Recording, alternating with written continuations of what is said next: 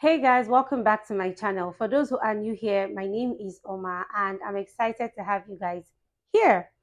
So today's video was actually inspired by a recent encounter. Actually, I've had two of these this year, one in October and then one very recently in December. And I just thought, you know what, let's try and keep each other safe. I'll share these tips with you. I'm hoping that it keeps me safe and it also keeps you safe. But before I get into it, I'll give you a bit of context. If you want to read the full story of both encounters, you can check my blog. The link is going to be in the description box. But let me give you a bit of context and tell you what happened with the second situation.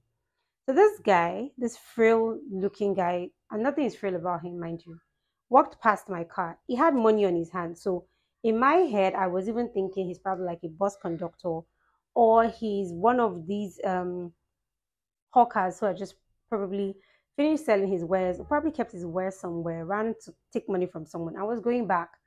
I have no idea how he now walked back to my door. So of course he was not a conductor or a hawker. He was just a thief.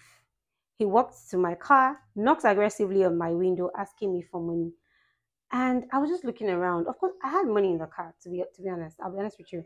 I had money in the car, but I had the money in my laptop bag, which was at the back of the car and on the floor. So in my head, I'm thinking if I reach out to get this money, this guy is going to then pay attention to, the things I have at the back of the car, right? If I get the money and put my window down, he probably will take advantage of the situation and go full crazy on me. So different things were just running through my mind, and I'm thinking, how do I ensure that this situation does not escalate? I don't know if I'll say I was afraid, but one thing I knew I was for sure was anxious. But I remained composed and I was just trying to be very calculative about what move I wanted to make. Now, the last time I was almost robbed, what saved me was being able to swerve into the next lane. So that's exactly what I did in this situation. I found the perfect opportunity and got myself to the next lane away from this guy. Guys, I don't know. On Friday, when I was coming back from work, it was pretty the same thing. I'm not saying I had an encounter, but I just saw this touts. And no, I'm not profiling them wrongly. They definitely were hoodlums, just walking on the bridge back and forth. Before I left the axis, I saw them patrol that same place, the same set of human beings, 3 times. This is what the security operatives should be doing, going on this route and ensuring that we are safe. And these guys are doing the job for them and taking advantage. They should be doing the patrolling, not the touts. Well, pending when they get their acts together, I hope that these tips helps us in staying safe. First one is to ensure that your door and your windows are always locked. Now, automatically, my car would even go into lock as soon as I move from park to drive. But sometimes when I step out, I pick someone up, which means I probably have to lock my car again to continue my journey, right? Because I didn't put my car in park before picking the person up. So you have to just double check just so that you're safe. Ensure that your doors are locked. And I know that the AC situation can be a problem. So if you don't even have enough fuel, there's this idea that you're consuming more fuel when you use your AC. And you may want to, especially now that we're even dealing with fuel crisis, you may want to now conserve fuel while in traffic. Or if your car has one situation or the other, probably you're afraid of overheating, probably want to turn off the AC. But if you're going to do that, then you risk the danger of these guys just being able to put their hand and access you. So the best thing to do is please put your window just down enough to get sufficient air, but not enough for anybody's hand to go through. Which brings me to my next point. You need to use your rear mirror to constantly observe your environment. You'll have to. It may seem like paranoia, but that's what the Lagos traffic has turned us to. You have to constantly be observant, check in, and be sure that you're safe. My next point would be to leave sufficient space between your car and the next, such that when the situation arises, you can make a calculated move without brushing the person in front of you behind you. I know that the first time this happened to me, I sort of tapped the guy in front of me a little. He came down from his car, of course, checking to be sure that, I didn't damage his car in any way. And I know you may want to say, oh, but that's not fair. He really is not the one who was going through the situation, and you don't know what he's been through. Nobody wants to be seeing dents on their car.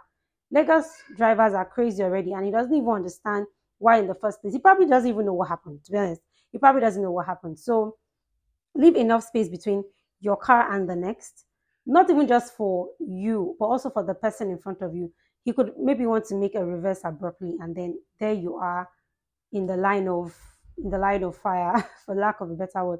So just leave sufficient space between your car and the next. Another thing is to keep your valuables out of plain sight. Yeah, granted, when this guy walked up to my door, I had nothing within plain sight. But it's better to be safe. So keep your bags in the trunk, or then keep them on the floor. Your phones, keep them in the armrest or by the slot pockets by your door. Just be safe, guys. Be safe out there. Don't try to give them a reason to just immediately. And I think that's why he didn't immediately ask for my phone, right? He asked me for money. Then, and I didn't even have any money within plain sight. But yeah, he asked me for money. And then when I said I didn't have money, then he asked for my phone. So keep your valuables out of plain sight and just be as safe as is possible. And this next tip, a friend of mine recommended it to me, and I think I like it. He said to invest in a dummy or old phone. Now, the reason I agree with this is many years back when, I think this was 2013, 2014, I can't remember now, but many years back when I was robbed on a bridge, I was with my colleague, she was driving, and as soon as I gave my tab, I brought out my tab and threw it to the hoodlum. He went off, like they immediately ran off. So imagine if I had just given them like a dummy phone. The thing is, most times they don't pay attention to what you've given to them immediately. They don't check on the spot. So if you give them the dummy phone, yeah, bad markets to them. But then it just gets them off you and gives you an opportunity to then make that calculated move of trying to move into another lane before they realize what has happened and maybe now come back for you. So maybe an old phone, a dummy phone, or maybe you want to get something that you keep in your car that sort of gets them away from you. Then I thought of pepper spray. But my thing about this pepper spray is I have to put my window down a bit to spray them. And I don't know how confident I am to attack an attacker. So I'm not really sure about this pepper spray thing. However, I'm still going to invest in one. I think it's something that is good to have, seeing that it's not like I have a license to carry gun, and I think it's even extremely violent.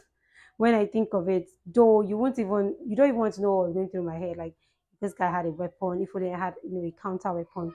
All of these things were going through my mind while all of this was happening, and it was running wild. But I think investing in pepper spray may just be the answer. Lastly, avoid the extreme lane. That seems to be the most volatile while you're in traffic. And I think it's because these guys are actually on that extreme. And when they rob you, they probably jump over or wherever it is they go to. I don't even know. But please avoid the extreme lane as much as you can. Thank you so much for tuning in. Thank you so much for watching. I hope that you find this really helpful and that you find it helpful enough to share with someone else. And let's all be safe out there. Don't forget to subscribe to my channel and click on the bell notification. Now, the more reason why you need to is you never even know when Oma is going to drop a new video, right? And I think my videos are helpful, right? I mean, this is a helpful one. So you just never know when Oma is going to drop the next video. So if you subscribe, if you click the bell button, when I have a new video, the algorithm sort of just notifies you that you have a new video from Oma, and you can come over, watch, comment, thumbs up, and pretty much have fun with me. Remember, if you have any more safety tips, please leave them for me in the comment section. I want to learn from you as well. And let's just keep the conversation going. Thank you so much for watching. Bye, guys.